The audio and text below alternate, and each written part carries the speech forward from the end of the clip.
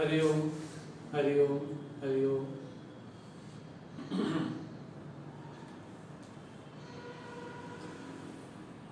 भगवान श्री राम की कृपा से, श्री हनुमान जी महाराज की कृपा से, पूज्य गुरुदेव की कृपा से, पूज्य गुरु जी की कृपा से, पूज्य स्वामी जी की कृपा से सुंदर कांड का जो सोपान विशेष है, उस सोपान पे प्रवचन श्रृंखला पे आगे बढ़ते हुए आइए पुनः श्री हनुमान जी के चरणों का ध्यान करें। पूज्य गुरुदेव को, पूज्य परंपरा को हम नमन करें और आज के सत्र में प्रवेश करें।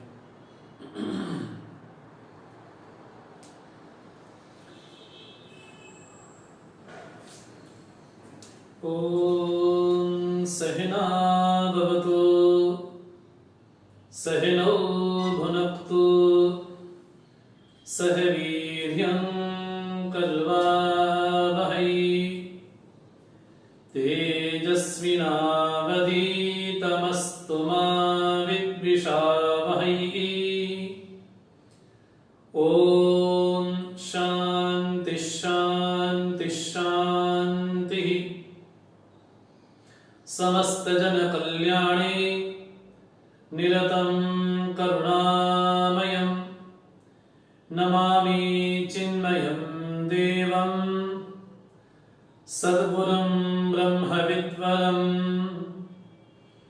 सदाशिवसमारम्भां शङ्कराचार्यमध्यमाम् अस्मदाचार्यपर्यन्तां वन्दे गुरुपरम्परां, वन्दे गुरुपरम्परां।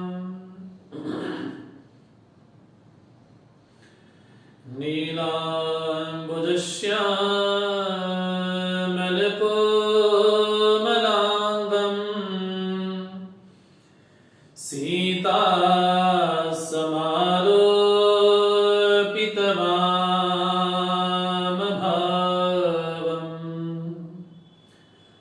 पाणौ महासायकचारुचापं नमामि रामं रघुवंशनाथम्।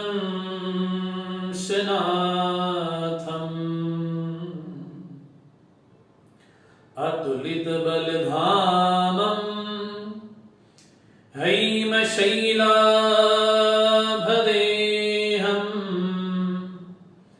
दनुजवनकृशानुं ज्ञानिनामग्रगण्यं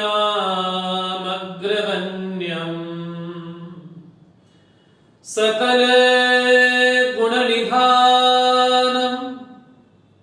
वानराणामधीशम्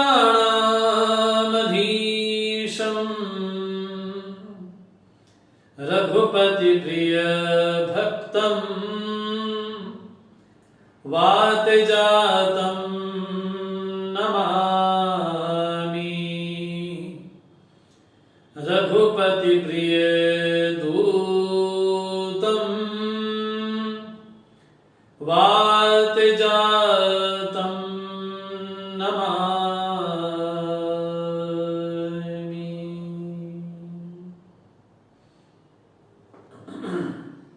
हरिओम। मर्यादा पुरुषोत्तम भगवान श्री राम की अहर्निश सेवा में रहने वाले श्री हनुमान जी महाराज के चरणों में हमारा नमन, हमारा प्रणाम। उनके आशीर्वाद से, उनकी कृपा विशेष से इस सत्र में हम प्रवेश करें। जिस सोपान का नाम सुंदर कांड है, श्री रामचरितमानस का पंचम सोपान, लेकिन जब जब इस नाम का उच्चारण होता है सुंदरकांड का, तब तब बड़ा आश्चर्य लगता है। क्या अन्य कांडों में सुंदरता नहीं, लेकिन इसी सोपान विशेष का नाम गोस्वामी जी ने सुंदरकांड रखा।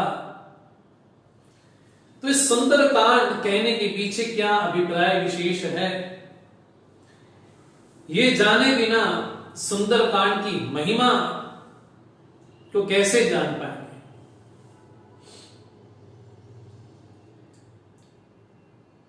सुंदरकांड में जैसे कल हमने निवेदन किया कि इस सोपान में तीन तीन भक्तों की शरणागति है, इसलिए यह सोपान विशेष है। इस सोपान में विभीषण जी की शरणागति है, इस सोपान में श्री हनुमान जी महाराज की शरणागति है, और इस सोपान में समुद्र की शरणागति है। इस सोपान में तीन लोगों की शरणागति के साथ साथ सुंदरकांड में तीन पर्वतों का विशेष वर्णन आया है। आध्यात्मिक दृष्टि से वो पर्वत क्या है, वो पर्वत शिखर क्या है, तो कल की चर्चा में, कल के सत्र में हमने पर्वत शिखर पे चर्चा की थी कि सुग्रीव के आदेश पर सभी वानर वहां पर आए मां जानकी की खोज में, और भगवान श्री राम ने श्री हनुमान जी को मुद्रिका दी और दक्षिण दिशा की ओर चल पड़े। इतना समय व्यतीत हो गया है, वानरों को भूख प्यास से व्याकुल हैं, और वहां पर वानरों को एक गुफा दिखाई पड़ती है। तो सभी वानर कहते हैं कि तुम आगे चलो, तुम आगे चलो। तो कोई अंगद से कहते कि आप आगे चले, अंगद कहते ना ना ना, इस गुफा से मेरे परिवार का बड़ा बड़ा परिचय है। गुफा का नाम सुनते ही अंगद के मन में अनेक विचार आने लगते हैं कि इसी गुफा के कारण बाली भी, सुग्रीव का युद्ध भी हुआ। तो सभी विनय करते हैं, अनुरोध करते हैं श्री हनुमान जी महाराज से कि आप जाकर के देखें कि कहीं आसपास सरोवर तो नहीं है। तो श्री हनुमान जी महाराज एक पर्वत शिखर पर चढ़ते हैं। वो शिखर है विश्वास का। विश्वास रूपी शिखर पर चढ़कर श्री हनुमान जी जब देखते हैं कि दूर कहीं जल तो नहीं, लेकिन कुछ पक्षी दिखाई पड़ते हैं, कई बगुले, कोई हंस, कोई चकवे, तो अनुमान होता है कि कहीं वहां पर एक सरोवर विशेष होगा। तो सभी हनुमान जी की आज्ञा पाकर के वहां पर जाते हैं, और वहां पर क्या देखते हैं कि स्वयं प्रभा वहां पर बैठी है, और ऐसा लगता है कि उन्हीं की प्रतीक्षा में ही बैठी है। तो स्वयं प्रभा ने कहा, मूंदो नयन, अपने नेत्र को बंद करो और वहां पर पहुंच जाओ। कल की चर्चा में हमने देखा कि भक्ति के मार्ग में व्यक्ति को अंतर्मुखी होना पड़ता है। अध्यात्म के मार्ग में व्यक्ति जब तक अंतर्मुख ना हो, तब तक उसको जीवन में शांति रूपी सीता, भक्ति रूपी सीता, शक्ति रूपी सीता और जननी रूपी सीता का दर्शन नहीं हो सकता। और जो वानर श्री जानकी जी खोज में लगे भी हुए हैं, गोस्वामी जी ने कहा ये वानर कौन है? तो गोस्वामी जी विनय पत्र में कहते हैं कि वानर और कोई नहीं, ये मोक्ष की प्राप्ति में अनेक अनेक साधन विशेष हैं। उन साधनों को ही वानर कहा गया। तो स्वयं प्रभा ने कहा, मूंदो नयन, अपने नेत्र बंद करो। तो अध्यात्म के मार्ग में व्यक्ति को अंतर्मुख होना ही पड़ता है। जैसे ही वानर अंतर्मुख होते हैं श्री हनुमान जी के सहित, सब पहुंचते हैं वहां पर जहां पर विराट समुद्र वहां पर है, और संपाति के साथ उनका जिस प्रकार संवाद होता है, इस चर्चा को हमने कल देखा। लेकिन बात विशेष ये है कि जानकी सुंदर है, ये उपमा थोड़ी कम लगती है। गोस्वामी जी तो यहां तक कह देते हैं सुंदरता के सुंदर करे ही। जानकी जी तो सुंदरता को भी सुंदर कर देती है। जानकी जी को सुंदर कहना, ये सुंदर शब्द की ही और जानकी शब्द की ही बड़ी विरोधाभासी बात हो जाएगी। जानकी जी मां जानकी, मां सीता जी सुंदर को भी सुंदरता प्रदान कर सकती है, ये जानकी जी में विशेषता है। जनकपुर में सीता को खोजना कोई कठिन कार्य नहीं है। अयोध्या में जानकी जी को खोजना कोई कठिन कार्य नहीं है। चित्रकूट में जानकी जी को खोजना कोई कठिन कार्य नहीं है, क्योंकि वहां पर सीता जी कैसे विराजमान है। तो गोस्वामी जी कहते हैं सचिन मध्य सी सोहती कैसे, छविगन मध्य महा छवि जैसे।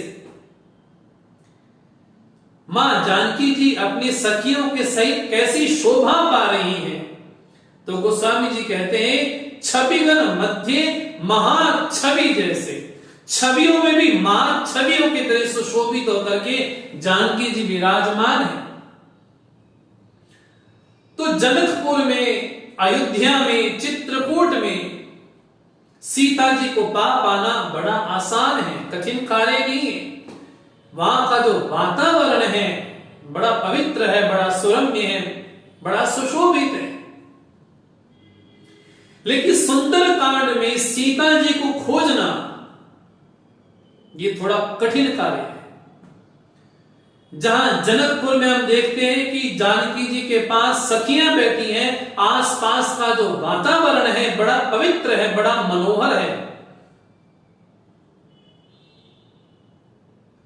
लेकिन सुंदर कांड में जानकी जी जहां विराजमान है, जिस अशोक वाटिका में विराजमान है, वहां का वातावरण प्रतिकूल वातावरण है।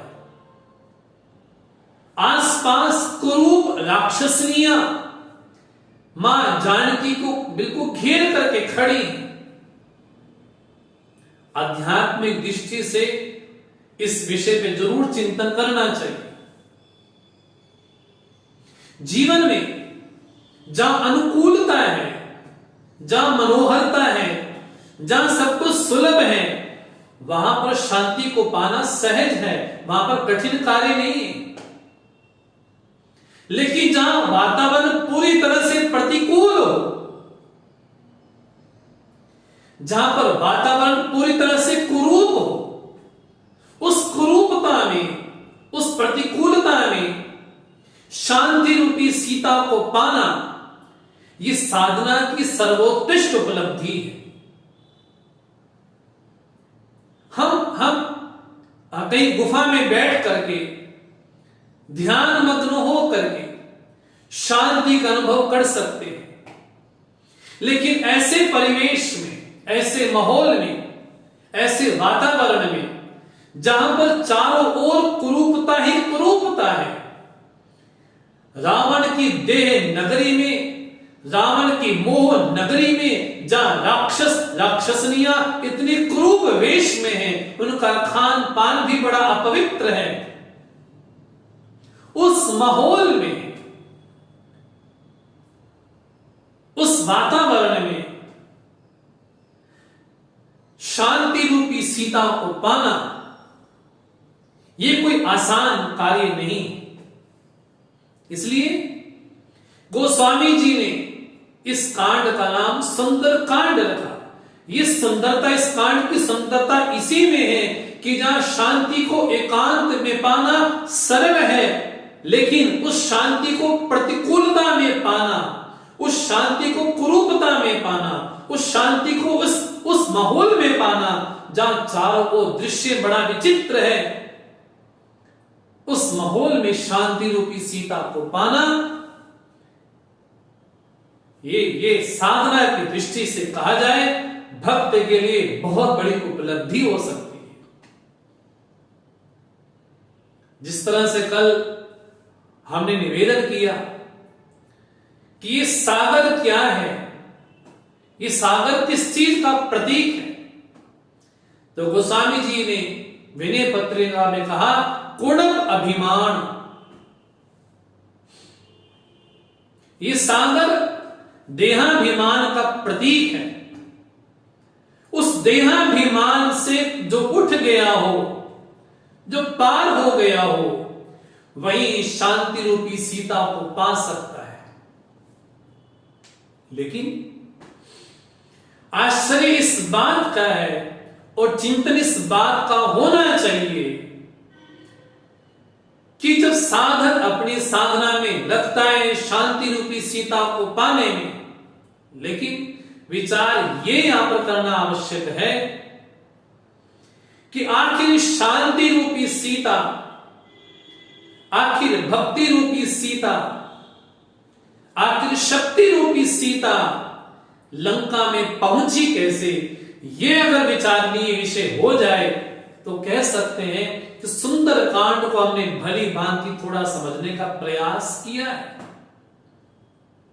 आखिर जानकी जी अशोक वाटिका में, जानकी जी लंका में कैसे पहुंची, यदि ये बात चित्त में विचारणीय हो जाए तो हम कह सकते हैं कि हनुमान जी की जो साधक की यात्रा है उसको समझने में थोड़ी हमें सहायता अवश्य मिल सकती है। तो विषय यही है कि आखिर मां जानकी लंका में कैसे पहुंची, आखिर वो कैसी नौबत आन पड़ी कि जानकी को मोह की नगरी में, लंका की नगरी में, प्रवृत्ति की नगरी में कैसे जाना पड़ा। अभी यदि ये चित्त में स्पष्ट हो जाए तो हनुमान जी की यात्रा में हम साथ साथ चल सकते हैं।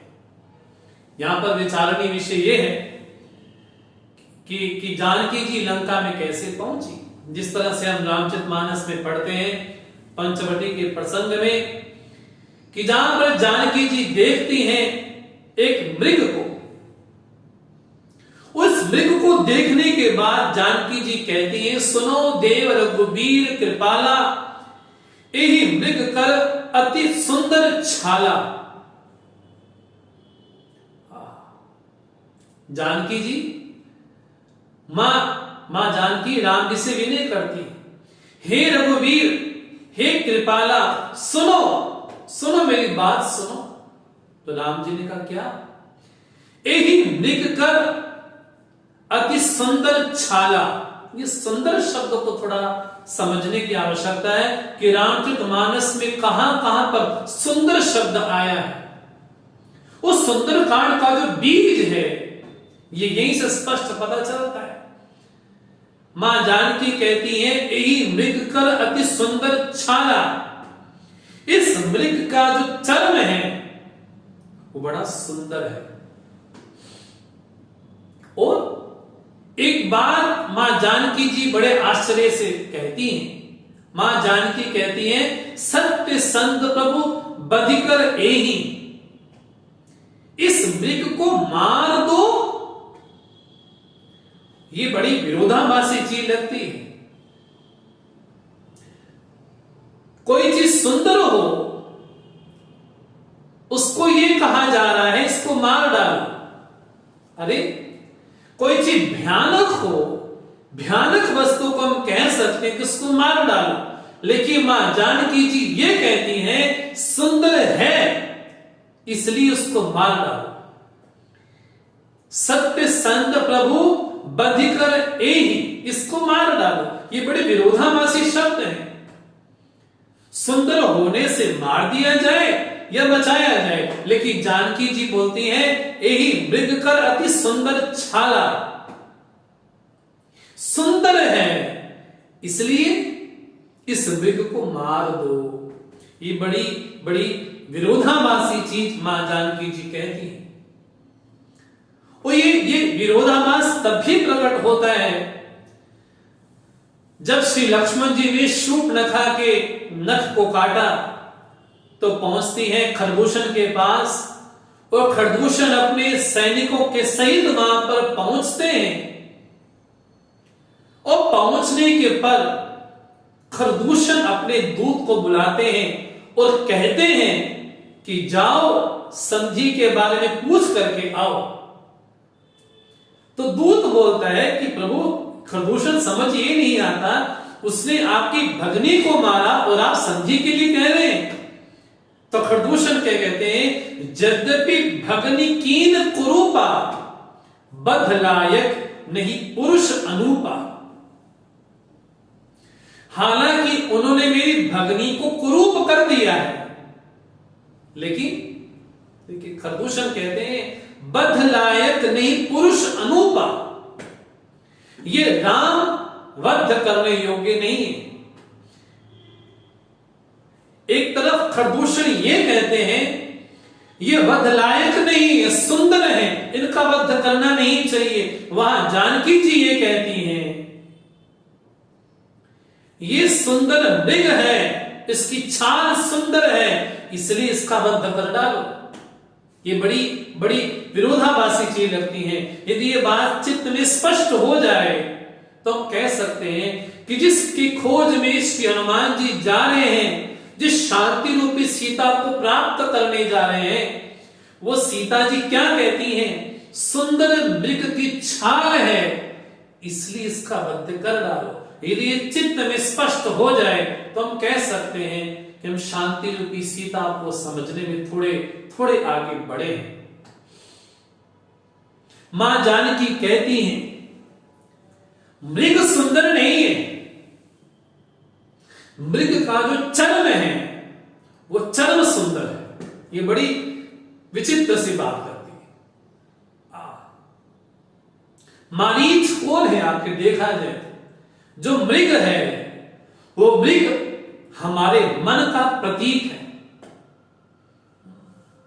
मन रूपी मृग ही है, वो दुष्ट मारीच ही है। लेकिन बड़ा बड़ा आश्चर्य लगता है, एक तरफ तो मारीच को दुष्ट कहा गया, लेकिन दूसरी तरफ गोस्वामी जी कहते हैं अतुर अतर प्रेम तासु पहचाना, मुनि दुर्लभ मति कीन सुजाना। श्री राम जी ने उसका प्रेम देखा, वो प्रेम जान करके जो मुनियों को दुर्लभ गति होती है, वो गति राम जी ने प्रदान की किसको, मारीच को। मां जानकी के वचन को ध्यान रखें। मां जानकी कहती है यही मृग कर अति सुंदर छाला। मां जानकी जी ने मृग को सुंदर नहीं कहा, नहीं, मां जानकी जी ने मृग के चर्म को सुंदर कहा। मृग हमारे मन का प्रतीक है। जब वो मृग की छाल, उसका जो चर्म है, हालांकि उसके साथ रहेगा तो रक्त के साथ रहेगा, लेकिन जिसके उससे रहित हो जाएगा, वो जो छाल होगी, वो जो चर्म होगा, वो राग विहीन हो जाएगा, वो रक्त से अलग हो जाएगा। तो जानकी जी कहती हैं कि चर्म चाहिए। वो चर्म कैसा हो, जिस चर्म में राग नहीं है, जिस चर्म में रक्त नहीं है, जिस चर्म में आसक्ति नहीं है, ऐसे चर्म विशेष पर ही राम जी सुशोभित होते हैं।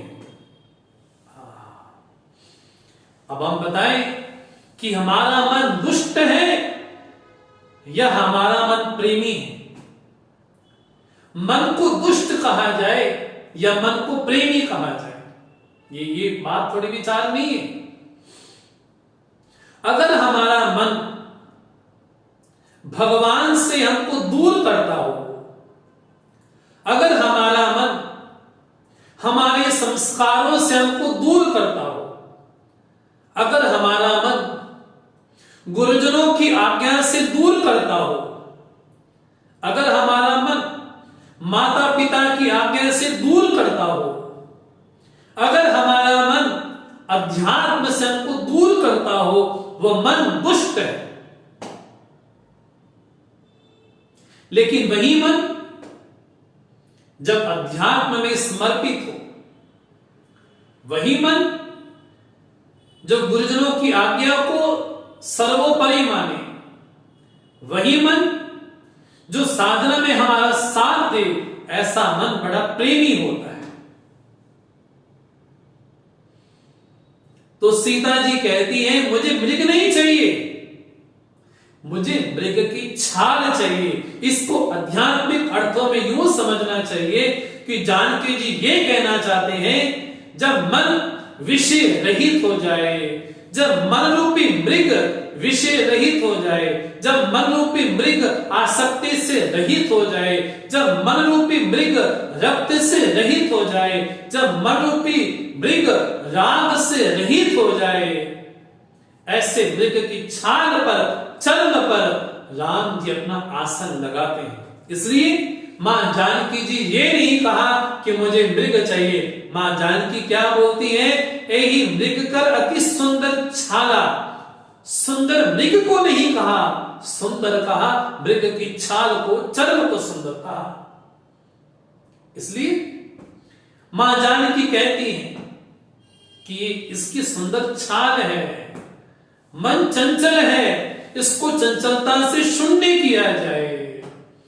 जहां मन प्रभु के चरणों का गुणगान करे, अनुराग करे, वो मन बड़ा सुशोभनीय है। वो मां जानकी जी कहना चाहती हैं, आध्यात्मिक दृष्टि से सुंदरकांड को यूं समझा जाए, इस विषय को यूं समझा जाए, मां जानकी जी राम जी से ये कहना चाहती हैं कि प्रभु, कि मृग का जो चरण है उस पे जब आप सुशोभित होंगे तभी उसकी शोभा बढ़ेगी। वो जो जीवन में श्रेष्ठ लोग हैं उनको तो आप प्राप्त हो ही जाएंगे, लेकिन जो समाज में चंचल प्रवृत्ति के लोग हैं उन पे भी आपकी कृपा होनी चाहिए। इस उद्देश्य को लेकर के मां जानकी जी ने उस मृग की छाल को मांगना चाहा। और रामचरितमानस में 2 प्रकार के मृग देखने को मिलते हैं। साहित्य की भाषा में भी 2 प्रकार के मृग देखने को मिलते हैं। एक मृग वो होता है जो भूमि में चलता है, और एक मृग वो होता है जो शाखा पर चलता है। तो रामचरितमानस में एक मृग है मारीच, और दूसरा मृग है श्री हनुमान जी। हनुमान जी को भी मृग कहा गया क्योंकि हनुमान जी स्वयं अपने बारे में रावण के सामने यही बोलते हैं, साथा मृग के बद्री मनुसाई, साथा ती साथा पर जाई। हनुमान जी स्वयं को कहते हैं कि मैं मृग हूं। तो रामचरितमानस में 2 मृग का वर्णन आता है, एक मारीच रूपी मृग। मां जानकी कहती है कि जो मारीच रूपी मृग है, मारीच है, ये इस समय मोह रूपी रावण से ग्रस्त है। क्योंकि रावण ने इसको कहा कि यदि मेरा काम नहीं करोगे तो तुमको मैं बद्ध कर दूंगा। तो मारीच ने कहा तुमसे अच्छा तो भगवान के हाथों से मारा जाए। तो जानकी जी कहना चाहती हैं कि जो मूर्तिमान मोह है, रावण है, ये मन रूपी मारीच उसके वश में आ गया है। प्रभु आप कृपा करके, करुणा करके अपने अपने द्वारस्था उसको दुर्लभ जो गति मुनियों को दी जाती है उसको गति प्रदान करे। और मारीच भी मन है, मृग है, और श्री हनुमान जी भी मृग है। तो साहित्य की भाषा में हम कह रहे थे, एक मृग होता है जो भूमि में चलता है, और एक मृग वो होता है जो शाखाओं पर चलता है। जैसे हनुमान जी का शाखा मृग, मैं तो शाखा मृग हूं, शाखा ती शाखा पर जाई, मैं तो शाखों से भ्रमण करता रहता हूं। तो देखा जाए मारीच रूपी मन भी चंचल है, और देखा जाए हनुमान रूपी मृग भी चंचल है। लेकिन उसकी चंचलता संसार की ओर है, लेकिन हनुमान जी की चंचलता कैसी है? वो चंचलता स्वीकार्य है, वो चंचलता धन्य है। उस चंचलता के सहारे अगर शांति रूपी सीता प्राप्त होती है, अगर भक्ति रूपी सीता प्राप्त होती है, अगर अगर अगर शक्ति रूपी सीता प्राप्त होती है, उस चंचलता को भी सम्मान करना चाहिए। तो श्री राम जी ने शाखा मृग को भेजा और राम जी का हनुमान जी को भेजने के पीछे श्री जानकी जी को संदेश ये है, जानकी तब तुमने एक मृग को चाहा था और ये कहा था इसको मार डालो, लेकिन मैं जो मृग भेज रहा हूं, मैं जो शाखा मृग भेज रहा हूं, वो मारने योग्य नहीं, वो पालने योग्य है। और ये संकेत देना चाहा, जानकी जिस मृग को पाने के लिए तुमने मुझे कहा था कि तुम उसको लेकर के आओ, अब मैं ऐसा मृग तुम्हारे पास भेज रहा हूं जो तुम्हारी रक्षा करेगा। वो वध करने योग्य नहीं होगा, वो उल्टा पालने योग्य ही होगा। और ऐसा मृग, ऐसा मन रूपी मृग पालने योग्य ही है। यदि मन रूपी मृग अध्यात्म में भगवान की ओर हमको सन्मुख करता है, प्रेरित करता है, ऐसे मन रूपी मृग को पालन ही करना चाहिए, उसको मारना नहीं चाहिए। तो हम कह सकते हैं कि शांति रूपी सीता को प्राप्त करने के लिए हमें मृग बनना पड़ेगा। लेकिन कौन सा मृग? वो मृग नहीं जो मोह रूपी रावण के अधीन मारीच है। हमें मृग बनना है श्री हनुमान जी की तरह, जो चंचल होने के बाद भी वो भक्ति रूपी सीता को, जानकी को, शांति को प्राप्त कर पाए। ये साधना की सर्वोत्कृष्ट उपलब्धि है। इसलिए हमने निवेदन किया कि जनकपुर में, अयोध्या में, चित्रकूट में जानकी रूपी सीता को, सुंदरता को पाना आसान है, क्योंकि वहां का वातावरण बड़ा सुरम्य है, बड़ा मनोहर है। लेकिन रावण रूपी मोह की नगरी में शांति रूपी सीता को पाना, ये साधक की सर्वोत्कृष्ट उपलब्धि हो सकती है। इसलिए इस विषय को यदि चित्त में स्पष्ट किया जाए तो हम कह सकते हैं कि आध्यात्मिक दृष्टि में श्री हनुमान जी की जो यात्रा है, वो यात्रा एक साधक की यात्रा है। उस साधक की यात्रा में क्या क्या पड़ाव विशेष आते हैं, क्या क्या मार्ग में विघ्न विशेष आते हैं, और श्री हनुमान जी जिन 3 पर्वत शिखर पर चढ़ते हैं, साधना की दृष्टि से वो पर्वत क्या है, इस सभी विषयों पे सुंदरकांड पे चर्चा की गई है। तो मैं समझता था इस विषय पे थोड़ा चिंतन किया जाए।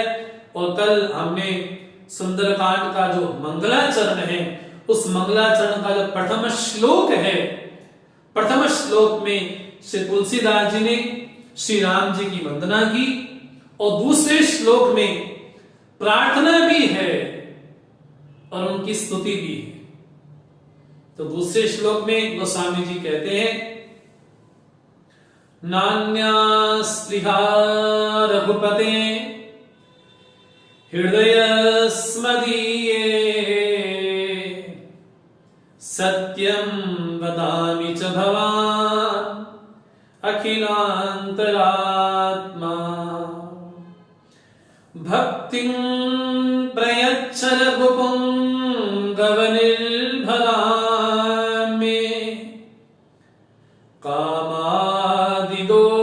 कामादिदोषरहितं कुरु मानसञ्च।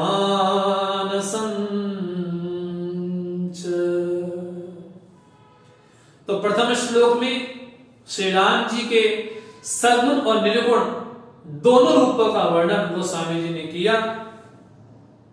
दूसरे श्लोक में गोस्वामी जी कहते हैं, हे रघुपते अस्मदीय हृदय अन्य स्पृहा ना, मेरे हृदय में और कोई दूसरी इच्छा नहीं। और कोई इच्छा मेरे मन में नहीं है। अरे भगवान को तो जानो, भगवान कौन है? भगवान तो सर्वज्ञ है, वो तो जानते हैं हमारे मन में कोई इच्छा नहीं है।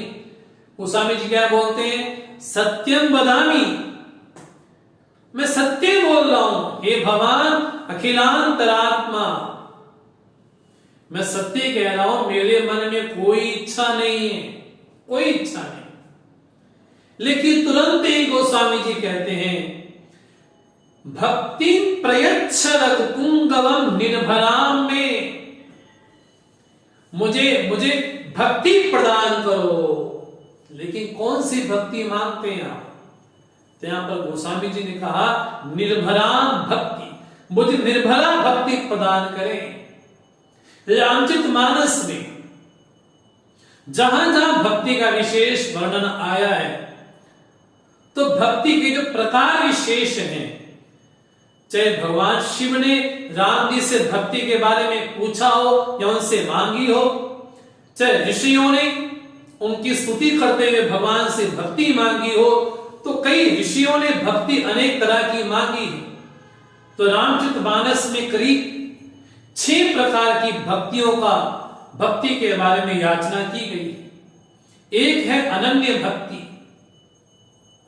दूसरी है निर्भरा भक्ति, तीसरी है भेद भक्ति, चौथी है अनन्या भक्ति, अनपायनी भक्ति, पांचवी है अविरल भक्ति और छठी है विमला भक्ति।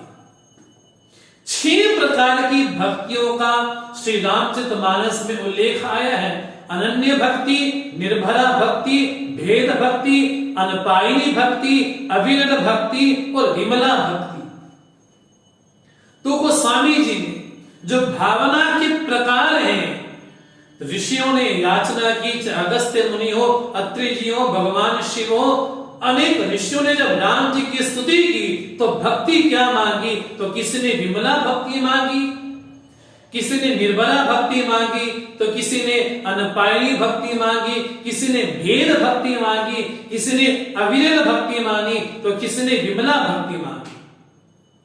इसकी विषय का जो प्रकार है बड़ा विस्तृत है। लेकिन गोस्वामी जी कौन सी भक्ति मांगते हैं? श्री राम जी से गोस्वामी जी भक्ति मांगते निर्भराम भक्ति, मुझे निर्भरा भक्ति प्रदान करो। और निर्भरा भक्ति है कृपा प्रधान, जहां पर पुरुषार्थ नहीं है, जहां पर कृपा है। आखिर देखा जाए तो सभी भक्तियों में कृपा ही है, लेकिन निर्भरा जो भक्ति विशेष है वहां पर कृपा को विशेष प्रधान माना गया है। तो गोस्वामी जी कहते हैं भक्ति प्रयच्छ रघुपुंगव निर्भराम में, मुझे निर्भरा भक्ति प्रदान करो और कामादि दोष रहितम कुरु मानसंच, मेरे मन को जो कामादि दोष है, काम है, क्रोध है, लोभ है, मोह है, मत्सर है, जो पंच विकार हैं, उन पंच विकारों को दूर कर दीजिए प्रभु। कामादि दोष रहितम कुरु मानसंच, क्योंकि जहां चित्त विकार शून्य होता है वहीं पर भगवान श्री राम अपना आसन वहीं पर लगाते हैं। और जहां चित्त में विकार है, जहां चित्त में स्वार्थ है, जहां चित्त में छल कपट है, जहां चित्त में स्वार्थ की पूर्णता है, उस चित्त में कभी भी प्रभु विराजमान नहीं हो सकते। इसलिए भगवान को अगर चित्त में विराजमान करना है तो चित्त हमारा कैसा हो? विकार शून्य हो। जहां चित्त विकार शून्य हुआ वहां पर भगवान श्री राम स्वयं विराजमान होंगे। इसलिए गोस्वामी जी ने दूसरे श्लोक में वंदना की श्री हनुमान श्री राम जी की भी, और उनसे प्रार्थना भी की कि मुझे निर्भरा भक्ति प्रदान करें और मेरे चित्त को कामादि दोषों से रहित करें। इसके बाद जो तीसरा श्लोक है, वो तीसरे श्लोक में गोस्वामी जी ने श्री हनुमान जी की आचार्य रूप में वंदना की है, आचार्य रूप में। और तीसरे श्लोक में हनुमान जी के जो 8 रूप हैं, 8 नाम हैं, उन 8 नामों से श्री हनुमान जी की स्तुति की गई। बड़ा प्रसिद्ध श्लोक है, सब लोग जानते हैं, सबको याद भी होगा। अतुलित बलधामम हैम शैलाभदेहम धनुजवन कृशानुम ज्ञानिनामग्रगण्यम सकल गुण निधानम वानराणामधीशम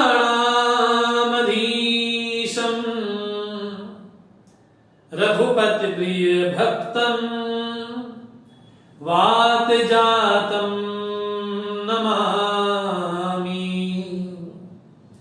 रघुपति प्रिय भक्तम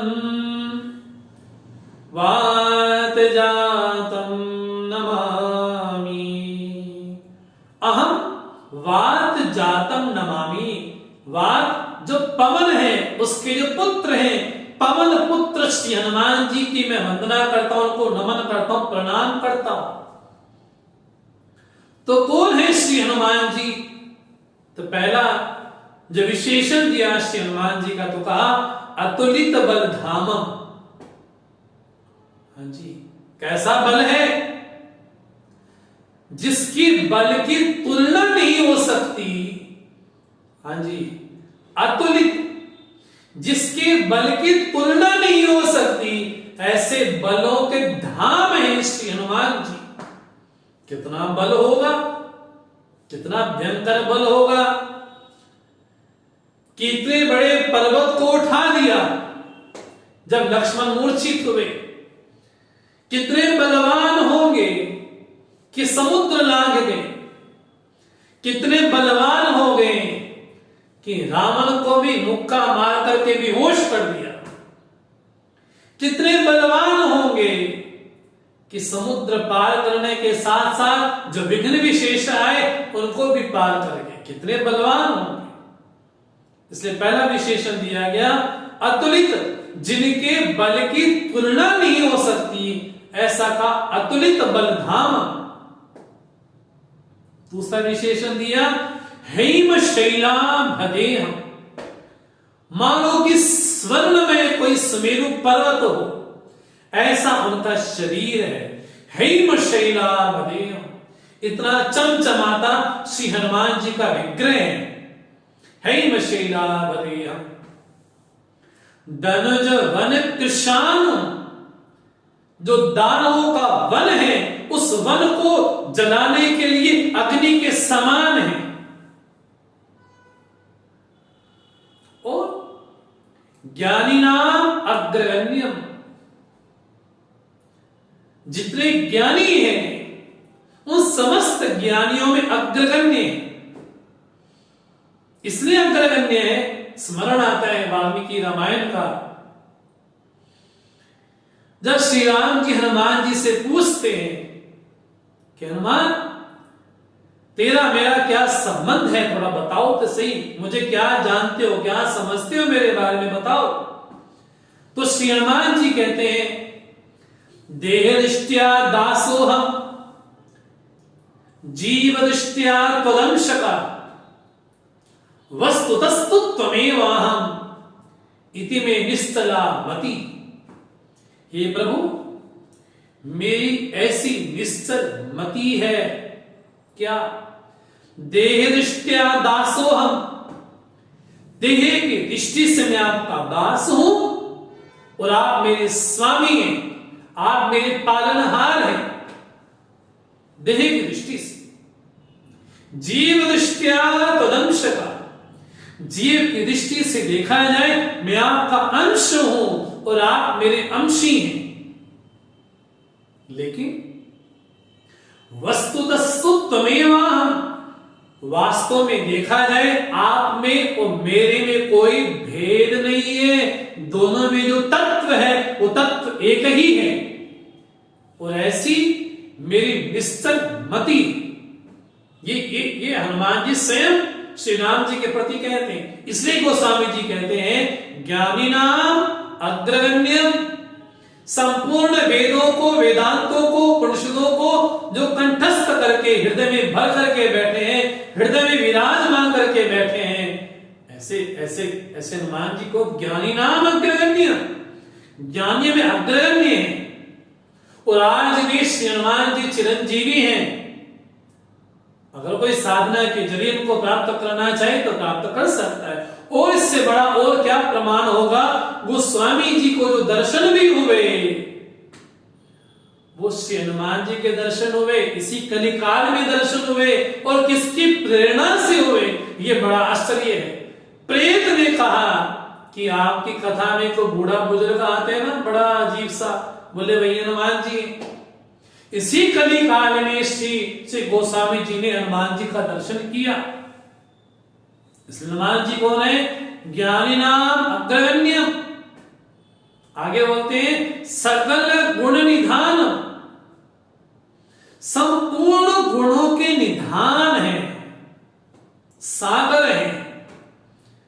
जिस तरह से हनुमान चालीसा में प्रथम पंक्ति आती है, जय हनुमान ज्ञान गुण सागर। हनुमान जी ज्ञान और गुणों के सागर है। गोस्वामी जी कहते हैं सकल गुण निधान, संपूर्ण गुणों के निधान है।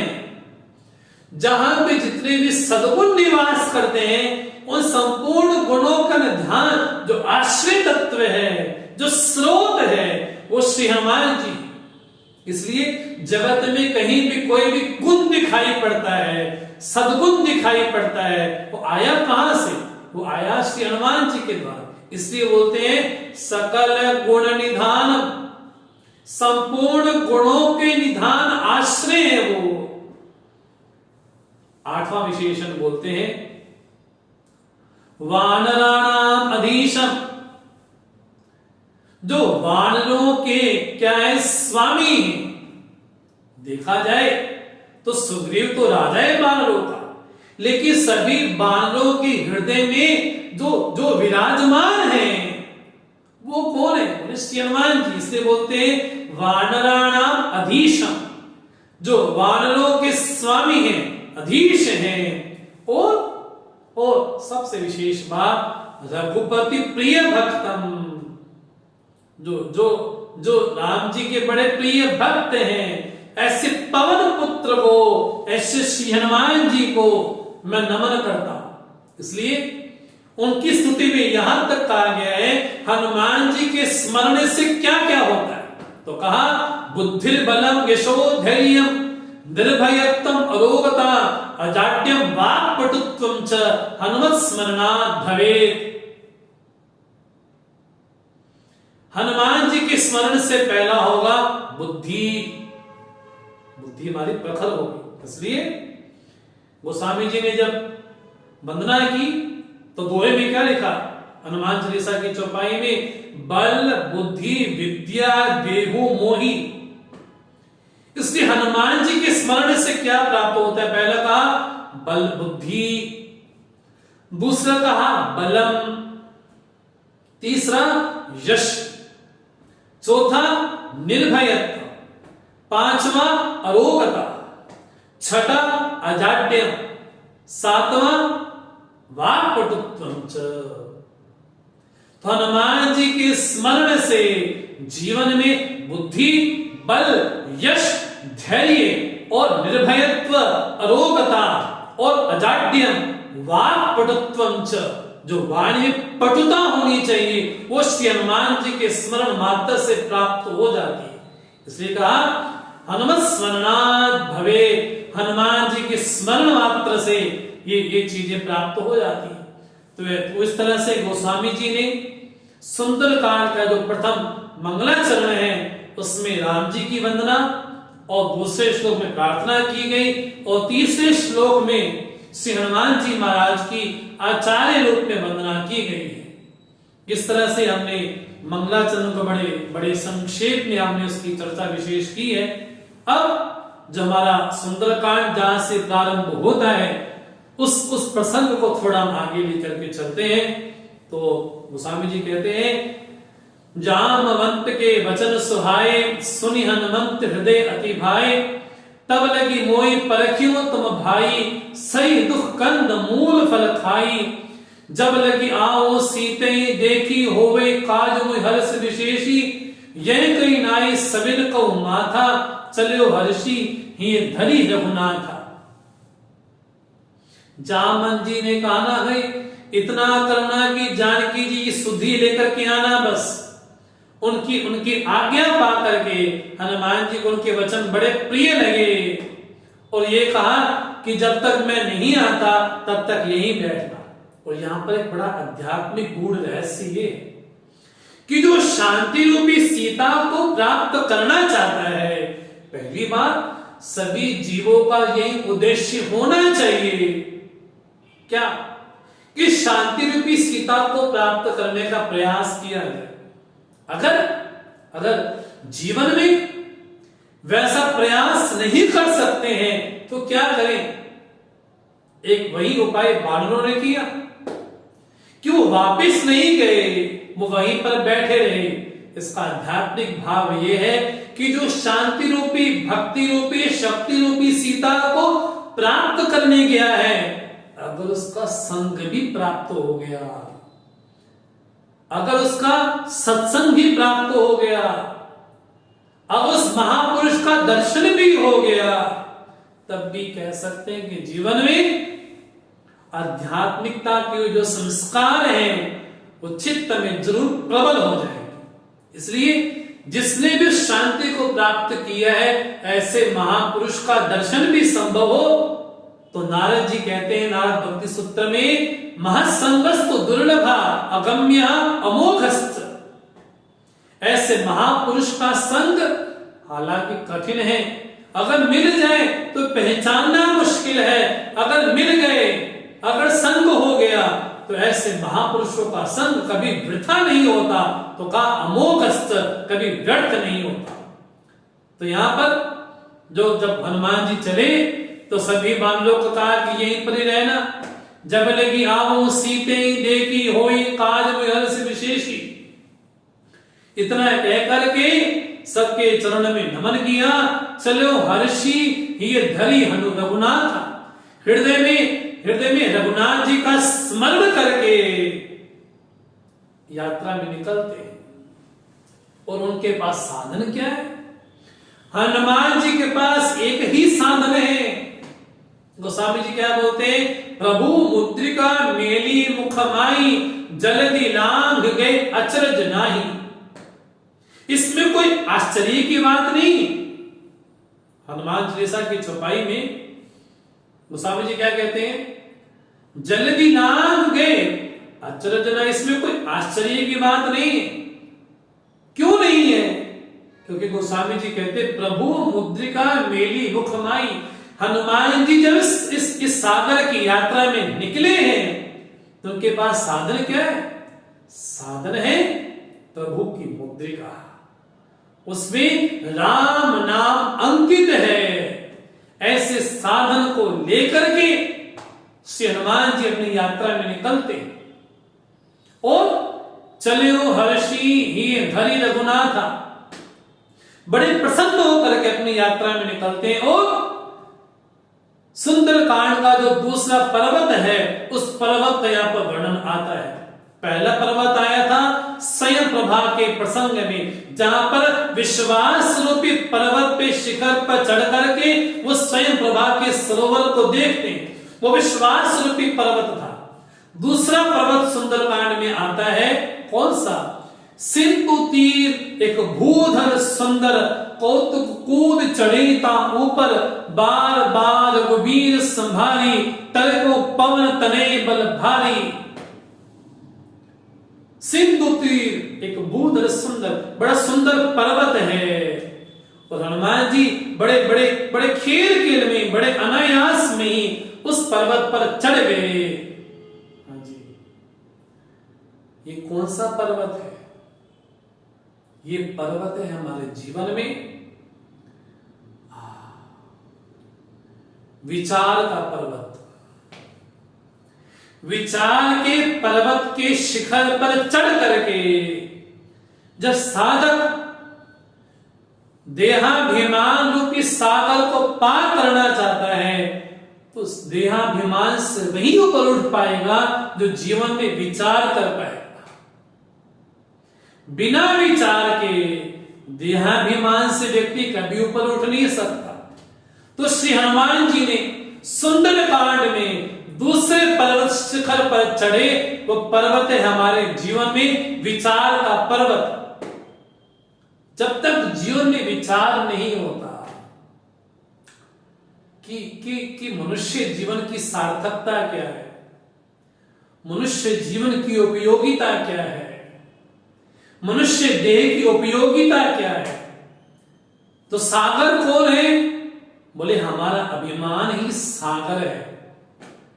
रावण कौन है? तो रावण मोह का प्रतीक है। जो देहाभिमान से उठेगा, और उठेगा भी कौन? जो विचार रूपी शिखर पर बैठा है वही देहाभिमान रूपी सागर से उठ पाएगा। इसलिए गोस्वामी जी कहते हैं, सिंधु तीर एक भूधर सुंदर, कौतुक कूद चढ़ीता ऊपर, बार बार उबीर संभारी, तरको पवन तने बल भारी। बार बार श्री राम जी का स्मरण किया और पर्वत से उछले। और जैसे ही उछले तो गोस्वामी जी कहते हैं, जय गिर चरण देई हनुमंता, चले वो सुगा पाताल तुरंता। जिस पर्वत पे छलांग लगाई श्री हनुमान जी ने, वो पर्वत उसी समय पाताल में जाके लीन हो गया। ऐसे पर्वत शिखर पर, ऐसे विचार रूपी पर्वत पर श्री हनुमान छलांग लगाते हैं। और गोस्वामी जी कहते हैं, श्री हनुमान जी कैसे चले, किस तरह से चले? तो बड़ी प्यारी उपमा गोस्वामी जी बोलते हैं, जिमी अमोघ रघुपति कर बाना, एही भांति चलयो हनुमाना। जिस तरह से श्री राम जी का बाण अमोघ है, अमोघ है मैंने कभी व्यर्थ नहीं जाता, बोले श्री हनुमान जी उसी तरह से चले। राम जी का बाण बोले लक्ष्य पे जाता है, लक्ष्य का छेदन करके पुनः राम जी के तरकस में आ जाता है। बोले वैसे हनुमान जी भी चले। यहां पर बड़ा प्यारा एक कर्म योगी का दृष्टांत दिया गया। अब देखा जाए, जो तीर चला, जो बाण चला, धनुष बाण चला, हमारी दृष्टि किस पे होती है? बाण पे। देखा जाए, लक्ष्य का छेदन किसने किया? बाण ने नहीं, बाण चलाने वाले ने। वो बाण किस दिशा में जाएगा ये बाण को नहीं पता। ये जिसने बाण चलाया है उसको पता है कौन सी दिशा में जाना है। बाण में जो गति है, बाण में जो जो जो लक्ष्य का भेदन कर रहा है, वो बाण की नहीं है, ये बाण चलाने वाले की। आध्यात्मिक दृष्टि से उसको यूं समझा जाए कि निमित्त केवल हम हो सकते हैं, हमारे जरिए भगवान ही स्वयं करवाता है। हम एक जरिया हो सकते हैं, निमित्त हो सकते हैं, लेकिन लक्ष्य का छेदन किसने किया? बाण ने। दूरी किसकी है? ये गति किसकी है? बाण की। बाण कहता भैया मेरे पल्ले कुछ नहीं है। हनुमान जी भी वही बोल रहे हैं कि मुझे चलाने वाले वो, मेरे में जो गति है वो उनकी है, लक्ष्य का भेदन भी वही करेंगे, मैं तो केवल निमित्त मात्र हूं। इसलिए गोस्वामी जी कहते हैं, जिमी अमोघ रघुपति कर बाना, यही भांति चलेयो हनुमाना। बोले हनुमान जी इसी तरह से चले, और यात्रा इसी से प्रारंभ होती है। तो गोस्वामी जी ने इस तरह से यात्रा का शुभारंभ किया है। तो समय का विशेष ध्यान रखते हुए कल से जो हनुमान जी की यात्रा में पहला पड़ाव आएगा, उस पड़ाव की हम चर्चा कल करेंगे। ओम पूर्णमदः पूर्णमिदं पूर्णात् पूर्णमुदच्यते पूर्णस्य पूर्णमादाय पूर्णमेवावशिष्यते। ओम शांति शांति शांति। हरि ओम। श्री गुरुभ्यो नमः। हरि ओम।